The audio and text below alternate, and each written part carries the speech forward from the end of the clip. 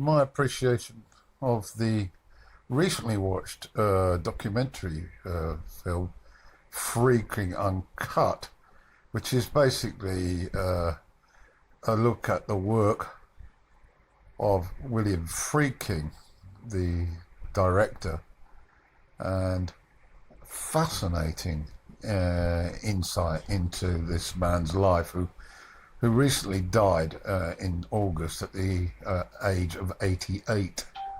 We get a sort of pocketed version of his life story, starting with his sort of recollection of arriving in the United States at the age of 3 in 1937, well, 1938, with his parents, Ukrainian parents, who had basically escaped from the grip of Stalinist Russia.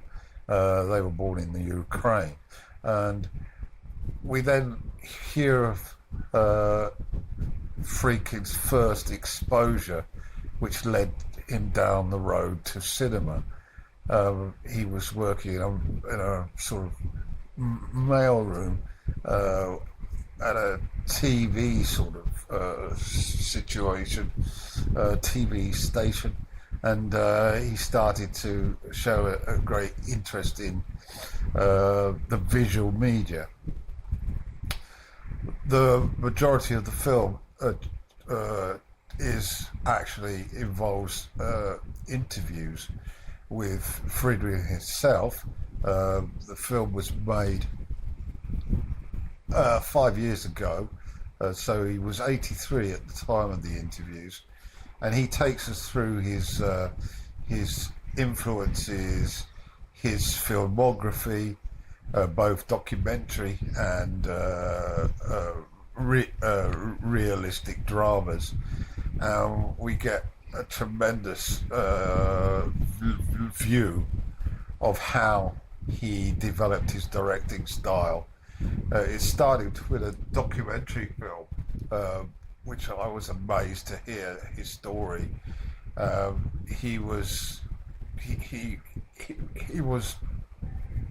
in contact with a priest, and in discussion with the priest, he found out that the priest was in fact used by the prison system to meet and offer help and support and nurture to criminals that have been convicted of capital crimes and were facing the death penalty. This brought him to Friedkin to the point where he asked the priest if he could actually bring his camera into the penitentiary, which was in Chicago. And he then created his first movie, a documentary film about the inmate who was on death row. And some remarkable impact of his interviews with a camera turned on with the said man. He then completed his film, and it was seen by the governor of the prison.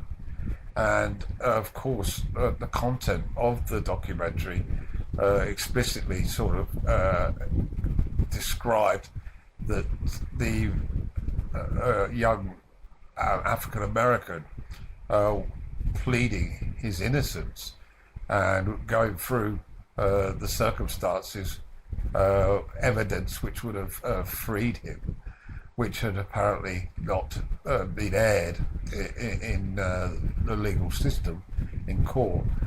And as a result of Friedkin's documentary film, the governor of the prison basically reversed the death sentence and commuted the sentence, and later, through parole, released the man.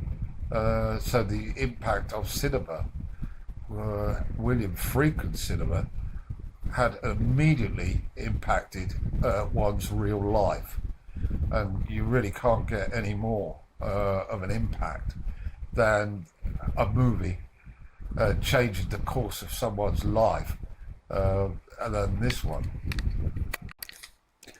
The name of that first film was The People versus Paul Crump, and it really set the scene really for this documentary film. I was absolutely riveted by Friedkin's contributions here, and he then went through his filmography in some depth. We took a look at The French Connection, and references were made to the real reality of the scenes that Friedkin was highly committed to, even though it was construed as a drama thriller.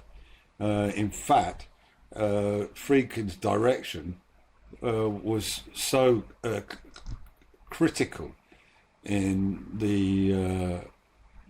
what took place that he insisted that his actors had a first-hand experience of how they were to create their character. For example, in The French Connection, the lead character, played by G. Hackman, is a cop who's in sort of the drug squad, and the movie focuses on the trafficking of heroin from Marseille in the south of France to New York City. And he insisted, Friedkin, that his actors should get a first-hand view of what it was like to carry out this job. And so Hackman and Roy Schneider, the other cop in their good cop, bad cop pairing, they were both had to have first-hand insight into the work, the day-to-day work of a cop involved in tracking down and dealing with drugs and their impact as an illegal operation and in New York City. Coupled with this was detailed look at the infamous car chase through New York City under the overground rail tracks. And it's one of the greatest scenes in movie history when we refer to car chases. And the stunt driver that was employed by Friedkin to carry out this, apparently the actual the car chase was actually carried out on the streets of New York City, and the driving by the stuntman was at such an intensity that the cameraman was in fear of his life in as he followed the car hurtling down the streets, and so reality was very much again being used in a drama, and so that's why it looked so real, because it was so real. It was absolutely frightening for the cast and the stunt driver in carrying out this act, and you see it. So it wasn't fake computer graphics. What you see is what actually happened, and how there were any serious injuries on those streets. You will probably be in disbelief that there weren't. We then move on to other movies, of course, and in fact, the first movie that's touched upon in the documentary is the infamous The Exorcist. the horror flick that really was, well, so radical in its time. It's still now viewed as one of the most horrific films ever put on celluloid. And Friedkin went through how he actually went about casting for that film. The cast, and we get to hear from Ellen Burstyn talking about her role in the film, how Patrick Miller was cast and replaced the original Casey Keach in the role of the father, who was carrying out, who became aware of what was happening to the child in the house. And again, so informative was the documentary that we heard about the notion of Friedkrin actually going to a real exorcism to sort of basically get a clear picture of how he wanted to direct it, and directing it with that reality touch, as mentioned before, with the previous two movies, The French Connection and The People versus Paul Crump. And unfortunately, I was hoping that they might have interviewed Linda Blair, who played Regan, the possessed child. But we really do get a very good picture of how this movie was constructed. We then had some detail again with regard to the 1977 movie, The Sorcerer, and Friedkin described his filming on location in the Mexican jungle and how arduous that was for both him and the cast. And although there was some discussion about the fact that he eventually cast Roy Snyder in the lead role, initially there was some talk of Steve McQueen being offered the role, but that didn't materialise. And some critics suggested that if McQueen had been involved, the film would have done far better at the box office. As a result, it was a disaster. Although, in terms of the merits of a film and the final cut that was presented by Friedkin to the critics, others commented on The Sorcerer said that the fact that McQueen wasn't there may have affected the box office, but certainly had no impact with Strider in the lead role on the quality of the movie, which is regarded now as an absolute classic. And it's going to prompt me to give it another view because my memory of it is fairly weak.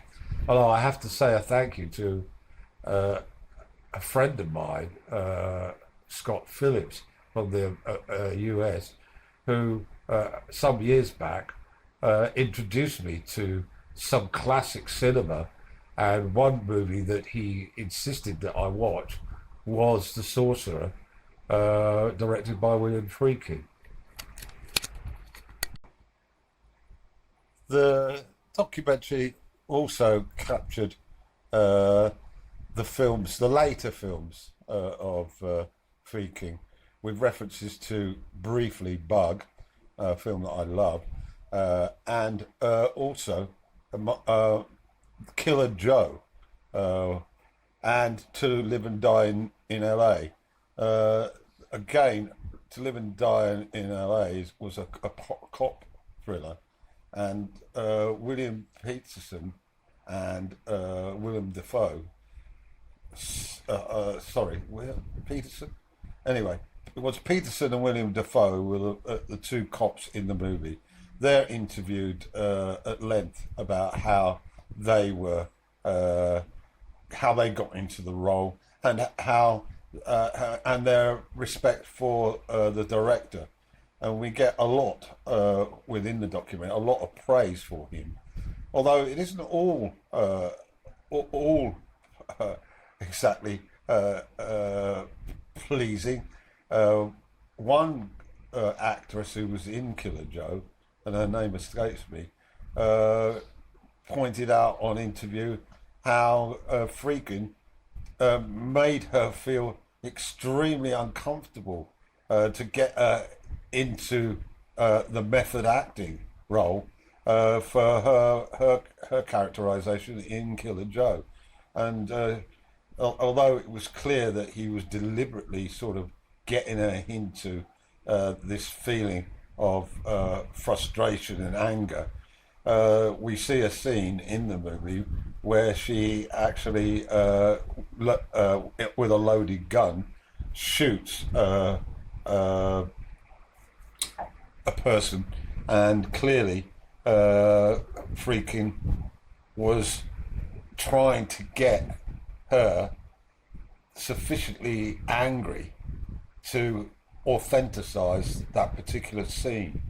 And this is the thing that I really loved about listening to and watching this documentary, was the authenticity with which he was particularly uh, remembered for by his peers. We also had a look at Cruising, which was released at or around the time of the AIDS epidemic. It starred Al Pacino. Al isn't in this documentary, but we were able to hear a lot about how the environment that was critical within the film was also deemed necessary to experience for Friedkin to actually capture the realism of sadomasochistic sex in the gay community, and the use of drugs, of course, which was highly prevalent, and of course had massive implications for the sharing of needles when the gay AIDS epidemic was at its height. So again, you sort of start to think, wow, this movie was getting really near the edge of reality. We then also had a brief look at Friedkin's love affair with opera, and he is responsible for a number of directions for very famous operas. I'd look at the filmography of Friedkin to get detail on this, and of course his peer group and contemporaries were heard commented on Friedkin's work throughout. We got to hear Francis Ford Coppola, who was definitely doing his work at the same time as Friedkin in the 70s. And latterly, we also got to hear how Tarantino viewed Friedkin's work, and he basically was saying in as many words how much he was influenced by him, and that the quality of Friedkin's work was 5-star and beyond.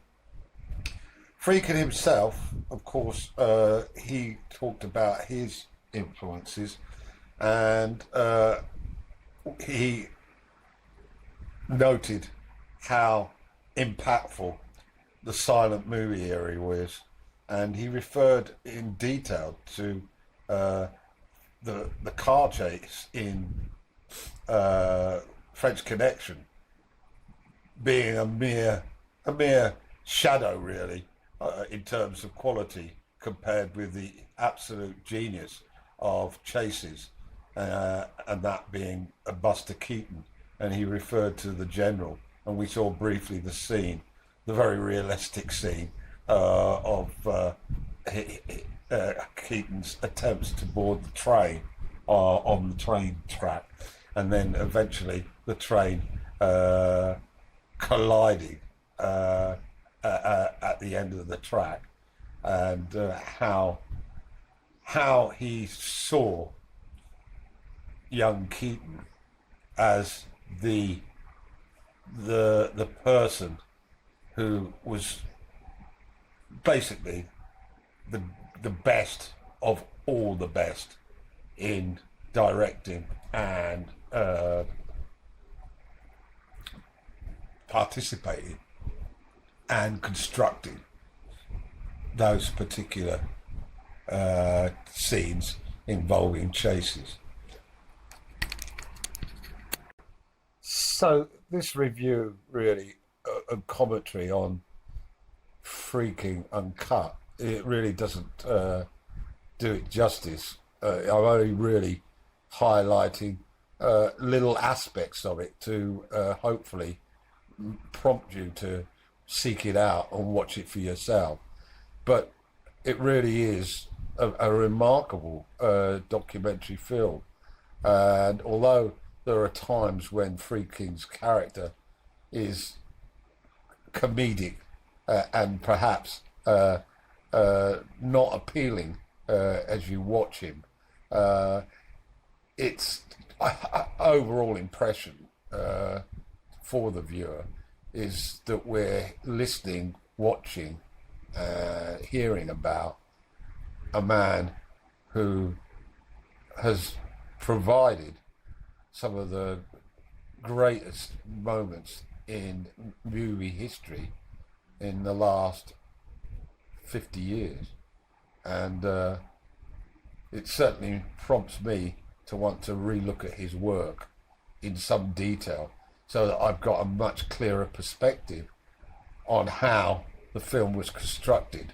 You know, the man directing the camera, because you get a much greater impact with regard to the final cut in the movie when you hear how the director was seeing it as he created it. So that's my take on Friedkrin Uncut, released in 2018, documentary film about William Friedkin, Billy.